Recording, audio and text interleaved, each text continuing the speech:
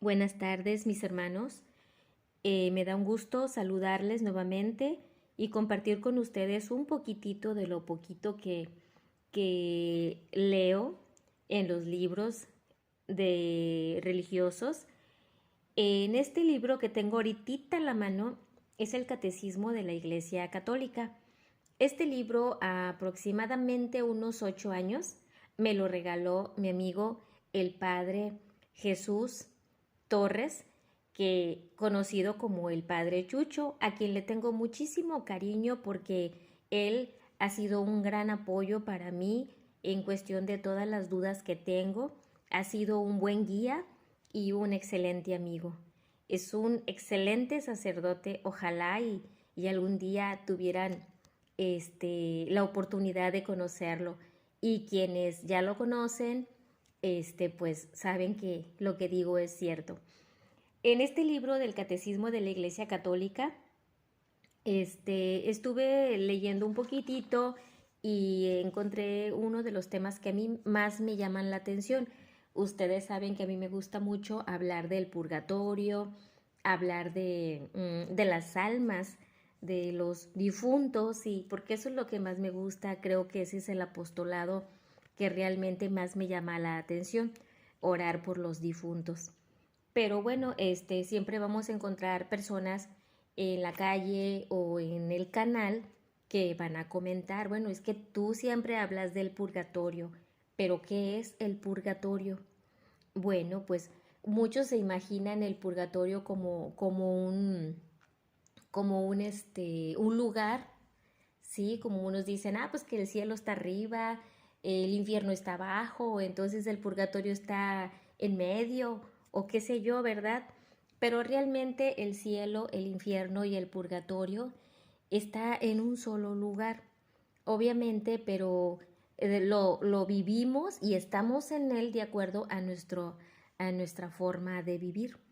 El purgatorio, digo yo, no es un lugar, más bien es el estado de aquellos hermanos que mueren en amistad con Dios. Eso es lo que es el purgatorio a mi ver. Pero dice aquí, bueno, es el estado de aquellos hermanos que mueren en amistad con Dios. Pero ¿qué significa vivir en amistad con Dios?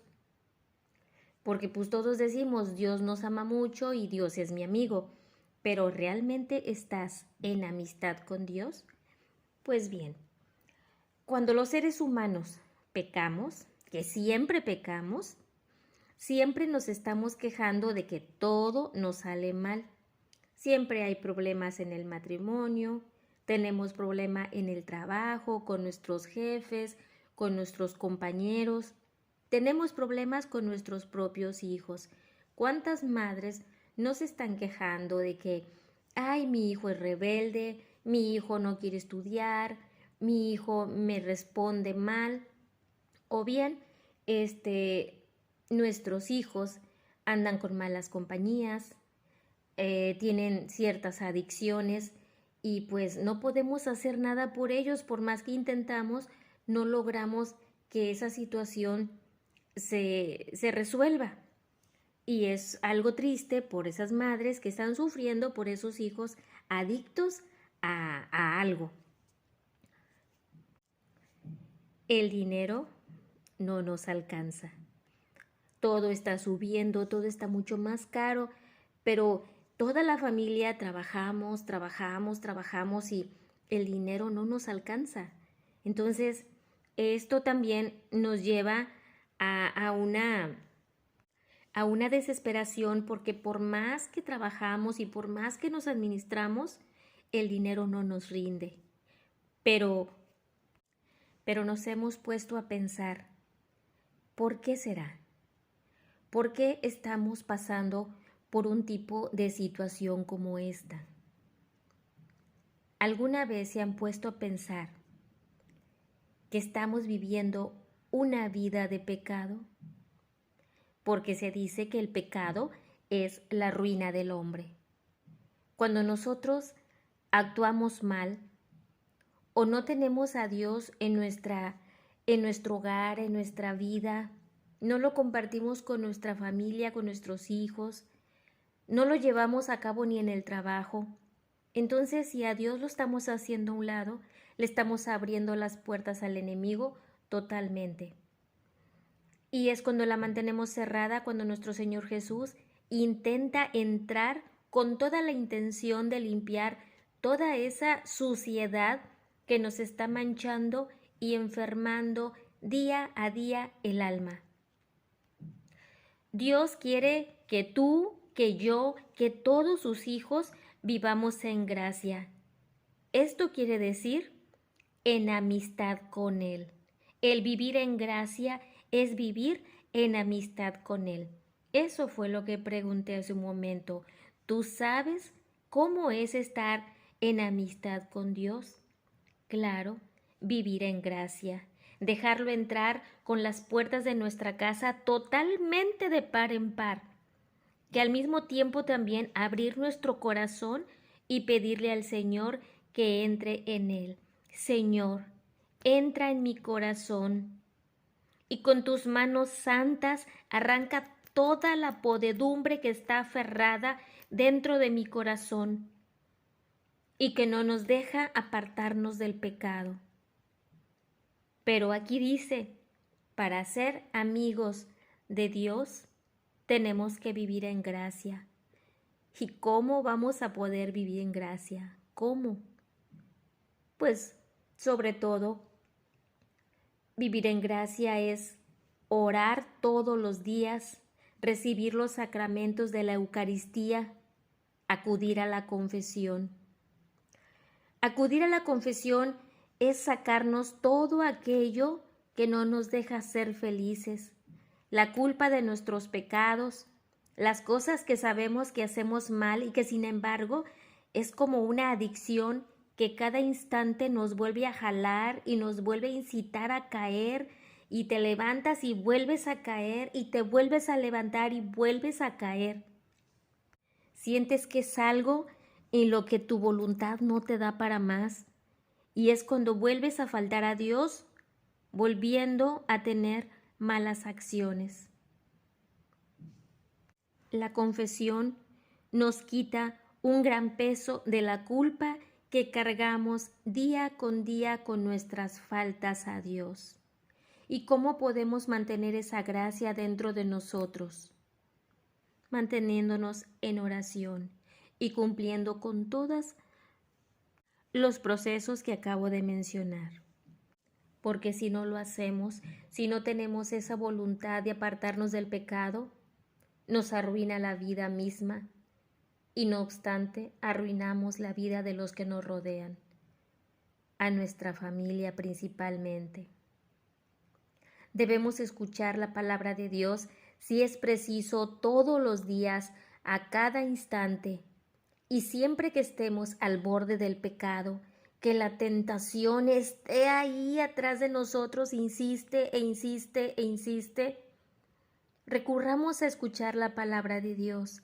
Si tienes la Biblia, abre la Biblia, léela, recibe el mensaje que Dios tiene para ti. Ve a misa, confiésate, pero no permitas que la tentación vuelva a entrar a tu vida. Es muy importante leer libros religiosos, pero sobre todo el que nos indica nuestra fe. Es muy importante porque libros religiosos hay muchos, pero si tú o yo no estamos seguros de la fe que creemos profesar, cualquier lectura que tomemos nos podrá confundir y nos va a llevar quizá a desconocer al Dios verdadero y también a nuestra Santísima Madre María, Madre de Jesús y Madre nuestra. En los canales de YouTube pueden encontrar canales católicos en donde puedan ayudarnos a esclarecer nuestras dudas en cuanto a la fe católica. Ahí los invito a escuchar mi canal. Es católico 100%, mi fe muy entregada a mi Señor y a mi Madre María, la Virgen. También es muy importante indagar en la vida de los santos, porque los santos son un gran testimonio de vida. Algunos fueron santos desde el inicio de su vida, pero otros fueron pecadores, y otros pecadores empedernidos que en algún momento conocieron a Dios y le abrieron su corazón y lo dejaron entrar a su vida. Y permitieron que Dios los transformara, les lavara todo lo sucio, la basura que iban cargando por mucho tiempo. Mas sin embargo Dios nos ama a todos como hijos creados por Él. Él siempre está a la espera de que recapacitemos y que estemos sedientos de su amor y de su gracia. Tanta suciedad, tanta porquería nos está matando, nos está orillando a lo que nadie quisiera llegar, a la perdición de nuestras vidas. Qué bonito sería que todos nosotros pudiéramos ser santos, como esos santos que pintan y describen en los libros religiosos. Nosotros, cuando escuchamos la palabra santos, sentimos que eso es algo imposible a lo que nosotros podamos lograr obtener. Para nosotros es una santidad que no merecemos. Una santidad que si lográramos tener, estamos seguros que seríamos el hazmerreír de todos aquellos que nos conocieron en nuestro mundo más bajo. Seríamos el pecador más pecador que pudiera existir. Posiblemente tú, sí, a ti te hablo, joven hombre o mujer, que estás luchando por dejar a un lado esa adicción que hoy te avergüenza y que en tu casa, tu familia y algunos amigos te reprochan. Tú sientes que te miran como si fueras un objeto y no como esa persona, como la persona que eres, un ser humano hijo de Dios. Sientes que te miran como si apestaras, o te miran con miedo, o te miran como a una gente rara. Pues permíteme decirte que Dios te mira igual como el día que naciste. Te ve lindo, te ve limpio. Para Dios eres especial. Y yo creo que cuando tú estás perdido en la droga, en el alcohol, o si tal vez estás metida o metido en la prostitución, Dios está ahí, junto con sus ángeles, pidiéndoles a ellos que no se aparten de ti. ¿Sabes? Yo me imagino a Dios diciéndoles a los ángeles, cuando estás ahí perdido, cuiden a mi hijo, cuiden a mi hija, en sus manos lo dejo, yo confío que nada les pasará. Ellos no saben lo que hacen, pues son manipulados por Satanás, el cual me quiere molestar. Así que yo te digo, mi hermano, no te sientas mal por tus pecados. Más bien, yo te digo, levántate. Ya es momento de que hagas un cambio a tu vida. Busca al Señor tu Dios y pídele perdón, y pídele que haga de ti un hombre o una mujer nueva. Yo sé que Él te perdonará y te recibirá con los brazos abiertos, muy abiertos y llenos de júbilo, porque es lo que más desea, porque Dios nuestro Señor, tu Padre, te ama con todo su corazón. Y cuando eso suceda, notarás cómo va a cambiar tu vida, porque yo sé que vas a encontrar la felicidad, Pero lo mejor de todo, notarás la felicidad de todos aquellos que te rodean, sobre todo de aquellas madres que sufren día a día por los hijos que una vez escaparon de sus manos para rodearse de malas compañías. Sí, son malas compañías aquellos que te demuestran su amistad, invitándote a probar el mal sabor del pecado. Pero no los culpes, porque ellos también están siendo tentados por el enemigo de Dios y enemigo de nosotros. Trata de salir de ese agujero, aunque parezca profundo y demasiado oscuro.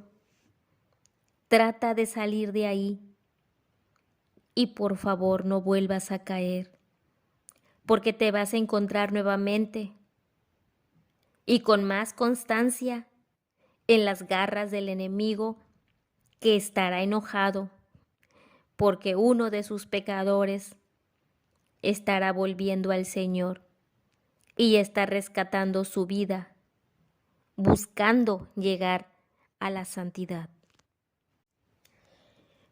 Cuando logres salir de ese lugar que te atormenta y demuestres ser una nueva persona, viene lo más difícil todavía, porque vas a encontrar quién o quienes te señalen y quienes te recuerden que fuiste y que hiciste en tu vida pasada. Se van a reír de ti y no te van a creer que estás cambiando, porque la historia que dejaste atrás, para ellos es muy difícil que tú la puedas dejar. Pero ellos no saben que tú tienes un motivo que te está ayudando y te está apoyando a salir de ahí. Y es el brazo fuerte de nuestro Señor Jesús que te está jalando y te está jalando y te dice, tú puedes y lo vas a lograr. Así que yo te aconsejo que te aferres a las manos de Dios y le pidas a tu Padre con todo tu corazón que no permita que te sueltes una vez más, porque tú quieres cambiar y ver el mundo de otra manera. Cuando te acercas a Dios, vienen más tentaciones y te harán sentir en ese mundo que es un mundo que no te pertenece, que no es para ti, porque tú estás manchado del pecado que viviste. Te van a querer sobajar para que desistas y vuelvas a caer. Y esos amigos que te invitaron a pecar estarán ahí, insistiendo, pero aléjate de ellos y manténlos en oración para que ellos también puedan tener un cambio feliz. No permitas, no des el gusto al demonio de perder esa oportunidad que Dios nuestro Señor te está ofreciendo para ser sanado. Busca un guía espiritual en el sacerdote que tú elijas.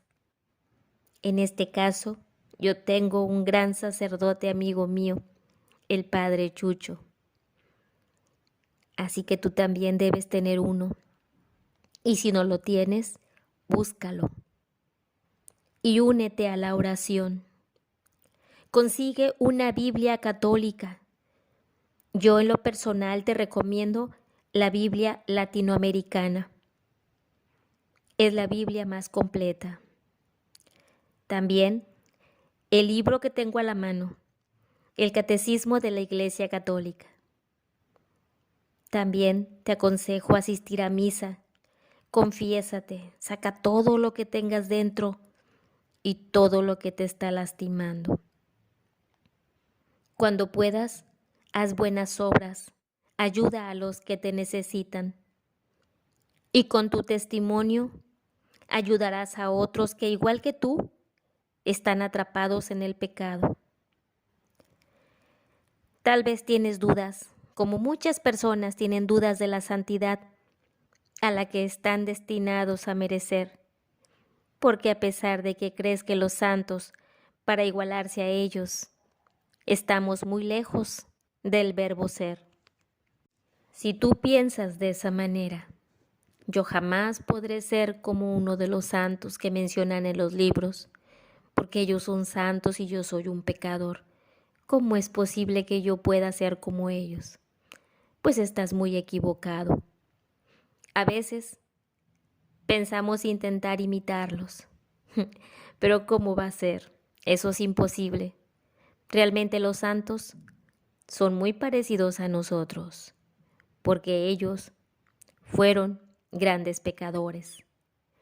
Algunos con la magnitud como nosotros y otros con una magnitud superior a los pecados que nosotros hemos cometido. ¿Sabes? Ellos también lucharon contra las mismas adicciones, los mismos pecados. Y esos hábitos que a nosotros nos avergüenzan y nos hacen sentir inferiores ante los demás, ellos también los vivieron. Sin embargo, no se quedaron perdidos en las adicciones, en las faltas a Dios. Ellos buscaron la gracia de Dios y lograron vencer esos obstáculos que les impedía vivir una vida feliz llena de virtudes. Y lograron ser un ejemplo para los demás. Y lograron ser merecedores de la llamada santidad. No sé, mi hermano, si en alguna ocasión has escuchado hablar de San Mateo el Evangelista, pues él era un recolector de impuestos, un hombre al que todos le odiaban por ser tan avaro, ya que en cada oportunidad que se le presentaba, extraía tanto dinero como le fuese posible de aquella pobre gente que pagaban sus impuestos. El día que Jesús invitó a San Mateo apóstol a seguirle, la gente de aquella época se escandalizó y le reclamó a Jesús. ¿Cómo es posible que Jesús cenara con recolectores de impuestos y pecadores? Sin embargo, Mateo fue elegido por Jesús, a hacer de él un hombre nuevo, limpio de pecado. A Jesús no le importó que él fuera tan pecador. Él así lo eligió y le pidió que lo siguiera, tal como quiere hacerlo contigo y conmigo. Jesús no ve el tamaño de nuestros pecados. Él quiere que seamos sus discípulos, que le sigamos y que nos dejemos pulir y lavar nuestros pecados para hacer testimonio ante los demás, que podemos cambiar, que podemos tener una vida nueva, mucho mejor y mucho más feliz por toda la eternidad, tanto en esta vida como en la que le sigue. Mateo dio testimonio de ese gran cambio en su vida y fue así como nos dejó a lo que hoy llamamos el Evangelio de Mateo. Ese es un bonito testimonio de este apóstol que fue llamado por Jesús aun siendo un gran pecador. También existió otro santo, pecador también. Tal vez has escuchado hablar de él. Su nombre era San Dimas, conocido como el buen ladrón. Él fue crucificado junto a Jesús, que a diferencia de Jesús, San Dimas sí merecía el pago de la crucifixión, porque fue un criminal de lo más bajo y por enemigo del Estado. A este tipo de criminales se les castigaba con una muerte tortuosa, lenta, para alargar su sufrimiento y era así como lo trataban de la manera más humillante posible, porque cuando hacían esto, los utilizaban para el espectáculo, y que quien lo espectara se atuviera a lo que a ellos les podría pasar, siendo esclavos y tratando de escapar, o bien cometiendo un crimen. Cuando llegó el momento, Dimas comprendió la gravedad de todos sus pecados, y en el momento de la crucifixión defendió a Jesús y les dijo a todos cómo era posible que Jesús fuera crucificado y hecho pasar al ridículo cuando no era culpable de lo que le acusaban. Dimas aceptó su culpabilidad como ladrón que era. Pero, ¿por qué a Jesús? ¿Por qué a él le hacen esto si él no ha hecho nada malo? Eso dijo Dimas, defendiendo a Jesús. Y Jesús se dio cuenta del arrepentimiento de Dimas y le prometió que estaría junto a él en el paraíso a partir de ese día. Dimas, a pesar de ser un pecador, Jesús le concedió el perdón instantes antes de su muerte. ¿Y saben por qué? Porque Dimas reconoció y aceptó a Jesús como Hijo de Dios y reconoció y se arrepintió de sus pecados, logrando así la oportunidad de gozar del reino de Dios y de una santidad, la misma a la que tú y yo podemos adquirir, reconociendo y pidiendo perdón de corazón de todos nuestros pecados. También había otro santo pecador, que fue San Agustín, hijo de Santa Mónica. Ella era una madre cristiana, muy entregada a la fe. San Agustín se relacionó con malas compañías y se unió a la vida pagana. Así vivió también en el transcurso de su vida, vivir en concubinato, y en esa relación tuvo un hijo. Esa unión duró muchos años, pero nunca llegaron a cumplir con el sacramento del matrimonio. Con el tiempo, Agustín escribió un libro llamado El libro de las peras. ¿Qué mejor testimonio de reconocer que su vida era una vida de pecado? Ese libro tiene una narración en la cual San Agustín la explica de esta manera. Hermosas eran aquellas peras, pero no eran estas lo que apetecía a mi alma miserable. Abundancia de ellas tenía yo y mejores, pero las arranqué del árbol por solo el hecho de hurtar, pues apenas las cogí y las tiré, gustando en ellas solo la iniquidad de la que me gozaba con fruición. Porque si alguna de aquellas entró en mi boca, solo el delito la hizo sabrosa. ¿Cuántos de nosotros hemos escuchado esa frase que dice, lo prohibido es más sabroso? Pues así no sabe el pecado. El pecado en el momento no sabe más sabroso, pero conforme pasa el tiempo, nos hace pagar con dolor. El pecado nos jala, nos atrae, y ahí vamos como corderitos, porque nos sabe rico, aunque sabemos que estamos haciendo lo incorrecto. Muchas veces nos aferramos a eso que tanto nos prohíben y nos dicen que no está bien, sin darnos cuenta que nos estamos metiendo en un callejón sin salida. A veces tu padre te puede decir, Deja ese vicio, ya no tomes más, te está haciendo daño. Estás perdiendo el trabajo, estás perdiendo a tu familia, estás perdiendo el respeto de los demás, porque estás hundido en la adicción. Deja de fumar esa hierba, deja esa compañía, deja esa mujer o ese hombre que no te conviene, que solo te golpea, te maltrata, te da mala vida.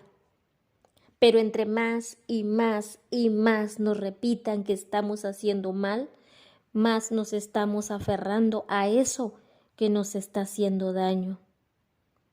Nos sabe más rico lo prohibido, aunque en el futuro nos traerá consecuencias graves, tristes, y no encontremos salida. Pero Dios siempre está con nosotros y es cuestión de que nosotros tengamos la voluntad de salir de ese hoyo. En lugar de hundirnos más al fondo, tratar de salir. Pidámosle ayuda a Dios nuestro Señor. Él nunca nos va a dejar solos. San Agustín vivió esa vida fácil, llena de parrandas, diversiones, y vivió una vida sin unirse con el sacramento del matrimonio. Esto no quiere decir que para vivir sin pecado tengas que dejar a tu mujer con la cual no te une el matrimonio, ni tampoco a dejar desamparado un hijo que está fuera de ese sacramento.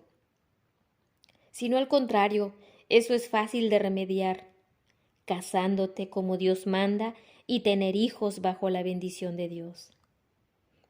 Aquí la situación de San Agustín era diferente. Se arrepintió de la vida que llevaba, y es que también tuvo mucho que ver su madre Santa Mónica, que nunca dejó de orar por él. La oración tiene mucho poder y está comprobado. Ella nunca dejó de orar por él.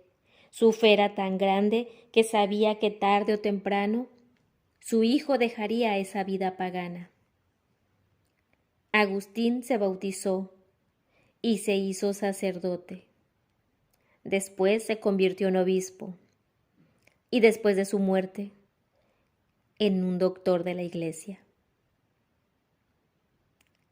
También existió una mujer que se dedicaba a la actuación. Era una mujer libertina. Incluso San Juan Crisóstomo dijo que nada era más vil que ella. Decía que los hombres que habían sido sus amantes habían sido intoxicados por esa mujer. El nombre de esta mujer era Pelagia. Muchos hombres llegaron a abandonar sus hogares y a sus hijos, y los hombres con mucho dinero llegaron a despilfarrar sus bienes por ella. San Juan pensaba que tal vez ella utilizaba una especie de droga o que practicaba alguna brujería para que estos hombres quedaran perdidos por ella. No hay mucha explicación de cómo es que el Señor la llamó a la conversión, pero lo único que se sabe es que ella misma pidió ser instruida en la fe y pidió ser bautizada. Dicen que llegó a ser monja y toda su vida la dedicó a la oración. Así que tú, que te dedicas a sexo servir, ¿crees tú que no hay una oportunidad para ti para cambiar tu estilo de vida? Si tú piensas eso, yo creo que estás equivocada. Yo pienso que sí la hay, porque Dios siempre está a la espera de nuestra conversión, y que no importa la gravedad de nuestros pecados.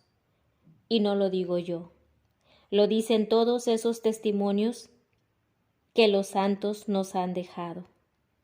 Después de haber pecado tanto, todos ellos tuvieron un encuentro con Dios que los llevó a su conversión, logrando así con sus nuevas acciones una vida de santidad, a la cual tú yo y todos estamos invitados. También existió Santa María de Egipto. Desde muy joven ella dejó el hogar y así vivió 17 años, seduciendo a los hombres. Según se dice que no cobraba por sus servicios, porque ella disfrutaba el desafío de seducir. Todos la catalogaban como la aventura sexual. Ella misma decía: no hay depravación digna de ser mencionada o no, de la que yo no haya sido maestra. Pero una ocasión le entró la curiosidad, como tal vez a muchos de nosotros nos ha pasado cuando alguien nos habla de la palabra de Dios o el hecho de vivir un retiro espiritual. Esa mujer tuvo la curiosidad de unirse a unos peregrinos que iban a Jerusalén. Aunque les diré, no todo sucede por casualidad. Yo más bien estoy segura que Dios había decidido ese cruce de María con los peregrinos, con la intención de hacerle un llamado, como a muchos de nosotros nos ha invitado, para hacernos morir en pecado y hacernos vivir en gracia, totalmente renovados. Cuando esta mujer se unió al grupo, ya que ya iban en camino a Jerusalén, esta mujer no perdió el tiempo, según a su manera de vivir, pues ella durante el trayecto empezó a seducir a los hombres. Pero cuando llegó a la ciudad santa, esta mujer tuvo la sensación de un cambio radical. En cuanto esta mujer puso los pies en tierra santa, se arrepintió de sus pecados y se reconcilió con la Iglesia. Dicen que vivió el resto de su vida en el desierto, aislada y luchando contra las tentaciones, a volver a su vida depravada. Pero Dios nunca la abandonó y finalmente le concedió la paz a su alma.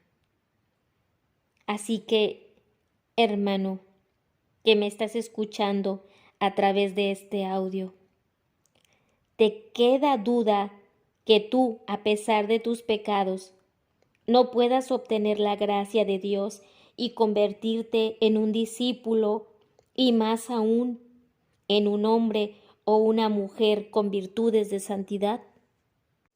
Claro que puedes, claro que podemos. Todo depende de amar a Dios y dejarnos amar por Él.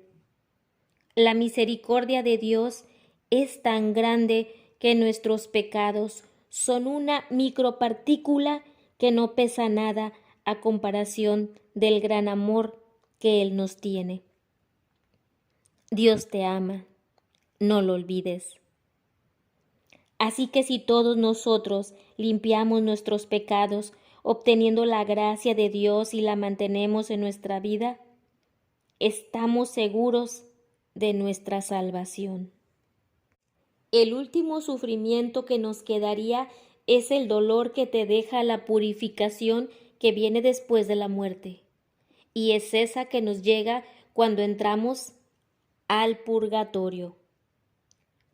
Será doloroso pero necesario para poder entrar en la alegría del cielo. Y como en un principio de esta narración mencioné que es el purgatorio, es lo que la Iglesia llama precisamente a esta purificación final a la que seremos sometidos todos los elegidos y que es totalmente diferente al dolor por castigo que sufren los condenados, es decir, los que van al infierno. A veces nos preguntamos, ¿cómo será el purgatorio? Según a lo entendible, lo pintan como el fuego. Es un fuego que te purifica, borra tus manchas de pecado y viene respecto a ciertas faltas ligeras. ¿Y por qué creemos en ese purgatorio? ¿Quién afirma que éste existe? En Mateo 12:32 hay una frase que dice así: algunas faltas pueden ser perdonadas en este siglo, pero otras en el siglo futuro. Así lo afirma aquel que es la verdad. Si alguno ha pronunciado una blasfemia contra el Espíritu Santo, no le será perdonado ni en este siglo ni en el futuro. Es aquí donde nos apoyamos en la práctica de la oración por los difuntos. ¿Y por qué dicen que orar por los difuntos no es bíblico? Todas esas personas dicen y dicen y dicen que hay que orar por los que ya han muerto. ¿Y cómo pueden ustedes mostrar que eso es verdad? Pues todo católico puede mostrarlo, porque su fe en la palabra de Dios y con la escritura en nuestra Biblia lo dice. Por eso mandó Judas Macabeo a hacer este sacrificio para expiar en favor de los muertos, para que quedaran liberados del pecado. Por eso nosotros los católicos, que contamos con la riqueza de la Biblia completa, con todos sus libros en donde son un conjunto de 73 libros, cuando otras tienen solo 66 libros. La Biblia católica está formada por 73 libros, 46 son del Antiguo Testamento y 27 del Nuevo Testamento. Así que, como se darán cuenta, la Biblia, que significa libros o conjunto de libros, y que todos estos son inspirados por Dios. Es por ello que tenemos un respeto a la escritura de estos libros, porque sabemos que es la misma palabra de Dios. Y a este conjunto de libros o a esta lista de libros se le llama canon bíblico. En el Nuevo Testamento, católicos y protestantes tenemos 27 libros. Pero en el Antiguo Testamento sí que hay una gran diferencia, porque los católicos tenemos 46 libros y los protestantes solo tienen 39. Pero, ¿cuál es la diferencia a esta cifra? Pues son 7 libros a los que se les llama deuterocanónicos, los cuales son Tobías, que por cierto es extraordinaria la historia de Tobías. Esa también la he compartido ya en el canal. Son Tobías, Judith, Baruch, Sabiduría, Eclesiástico y Primera y Segunda de Macabeos. Son los 7 libros que los libros protestantes o la Biblia protestante no los tiene. Cuando Jesucristo inició su ministerio, para entonces no existía nada del Nuevo Testamento, solamente existía el Antiguo Testamento. Y de este había 2 cánones o listas que eran usadas. La primera lista tenía 47 libros, le llamaban versión de los 70 o canon alejandrino. El otro canon tenía menos libros, pues era de 39, y se le conocía como canon hebreo o palestinense. Las 2 listas se usaban, pues entonces no existía una sola lista cerrada que todos tuvieran que seguir, porque hasta el momento, si alguno optaba por usar una lista o la otra, pues realmente no era muy importante. Pero como la versión de los 70 estaba escrita en griego y era ampliamente conocida, los apóstoles de Jesús usaron también estos libros cuando citaron pasajes del Antiguo Testamento, y allí incluyeron los 7 libros que hoy en la actualidad los protestantes no lo aceptan, y que los católicos sí los tenemos porque tratamos de seguir el ejemplo de los apóstoles de Jesús. Es por eso que mencionamos que si los apóstoles y sus discípulos los usaron, Seguramente es porque ellos los veían como libros sagrados. Por eso, cuando años después se escribe el Nuevo Testamento hecho totalmente en griego, no dudaron ni un instante en usar esos 7 libros y en dejarlos como referencia de haberlos usado. Por ejemplo, está Hebreos 11 de los héroes del Antiguo Testamento. Hebreos 11:35 dice: las mujeres recibieron a sus muertos para la resurrección. Algunos fueron torturados, rehusando aceptar ser liberados para poder levantarse nuevamente a una vida mejor. Si buscamos esa cita en la Biblia protestante, nunca la vamos a encontrar en ninguna parte del Antiguo Testamento protestante. Pero, si quieren encontrar eso que se menciona en la carta a los Hebreos, entonces tendremos que mirar en el Antiguo Testamento de una Biblia católica, en los libros deuterocanónicos que nosotros los católicos tenemos y que ellos quitaron a la Biblia. La historia donde se nos narra esa situación se encuentra en Segunda de Macabeos, en el capítulo 7. Ahí está la respuesta de que no es a los católicos a los que nos sobran libros, sino más bien a nuestros hermanos separados son a los que les falta. Hay otra razón del por qué en la Iglesia Católica se usan estos libros en la Biblia, pues porque se quiere ser fiel a la lista que se aprobó en un principio por el cristianismo. Si, por ejemplo, tenemos un libro de X categoría, una persona dice que le faltan páginas, otra dice que le sobran. La forma más segura de saber quién tiene la razón es buscando al autor del libro, y el libro original, solo así es como vamos a salir de dudas. En el caso de la Sagrada Escritura, ¿quién y cuándo se tomó la decisión de definir cuáles son los libros que deberíamos de tener en la Biblia? El canon de la Escritura, Antiguo y Nuevo Testamento, empezó a ser definido en el Concilio de Roma en el año 382, bajo la autoridad del Papa Dámaso I. Después, fue así como se confirmó en el Concilio de Hipona en el año 393 y en el Concilio de Cartago en el de 397. Es importante que hagamos notar que todos estos cánones eran idénticos a la moderna Biblia católica y que todos ellos incluían los deuterocanónicos. Así que si alguien dice que son más o son menos, hay que recurrir a la Iglesia Católica, que fue la única de las actuales que decidió cuántos y cuáles libros eran reconocidos como palabra de Dios, porque fue ella quien los reunió y fue ella quien los aprobó.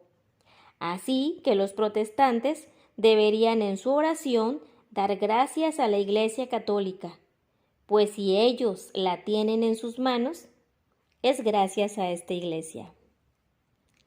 Buenas tardes.